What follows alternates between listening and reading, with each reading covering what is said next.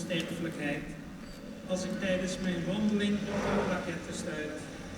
We will remember them, zij die verdwenen in de eeuwigheid. Jonge mannen in de fleur van hun leven, waarvan de namen verstild op witte kruisen werden gezet, hebben hun leven voor volk en vaderland gegeven door de vijand te bestrijden die ons land had bezet. Het waren infanteristen van het Royal Tank Regiment. In koperen plaketten memoreert het 9e bataljon, dat tevoren wellicht nooit Roosendaal heeft gekend en ondanks grote verliezen toch de eindstrijd won.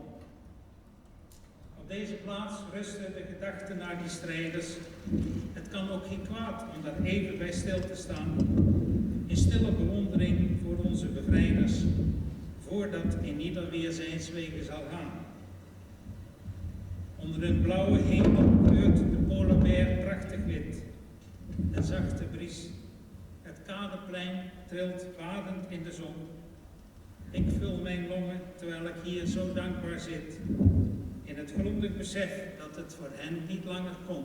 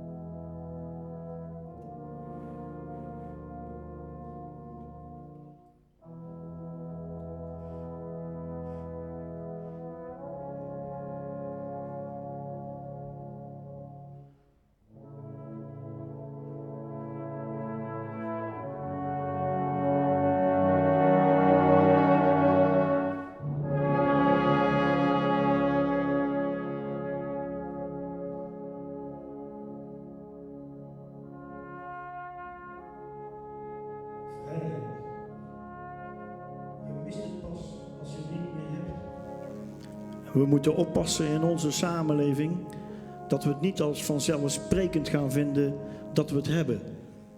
Vrijheid. Wat moeten de Roosendalers hebben gevoeld toen de Duitsers werden verdreven en de stad werd bevrijd door de Engelsen? Het geluksgevoel om weer te kunnen genieten van de vrijheid. In situaties dat de vrijheid niet meer bestaat, moet er actie volgen. Iemand moet iets doen. Voor de eigen situatie of in opdracht van. Iemand moet de kastanjes uit het vuur halen. Jonge mensen, soldaten worden erop uitgestuurd om de vrijheid te verdedigen, te heroveren, te beschermen.